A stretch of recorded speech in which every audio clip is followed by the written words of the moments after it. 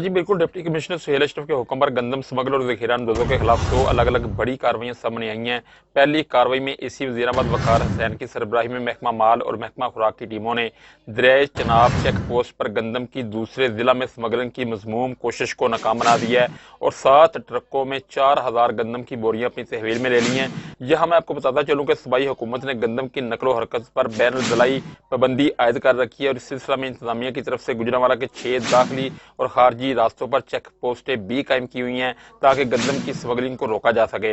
जबकि दूसरी कार्रवाई जखीरा अंदोजों के खिलाफ अमल में लाई गई है, जहां किला दिजार सिंह में वाकया एक राइस मिल के गोदाम पर छापा मार कार्रवाई के दौरान असिस्टेंट कमिश्नर सदर सारिया हैदर ने बगैर लाइसेंस के जखीरा की गई हजारों गंदम की बोरियां बरामद कर ली हैं और जरूरी कानूनी कार्रवाई के बाद राइस मिल के गोदाम को सील कर दिया है। शानदार कारकर्दगी का मुजाहरा किया गया है, जिस पर डिप्टी कमिश्नर सुहेल अशरफ ने फील्ड टीमों को शाबाश दी है और कहा है कि अवाम का इस्तेहसाल करने वालों के खिलाफ बिला तफरीक कार्रवाइयां जारी रहेंगी। जी।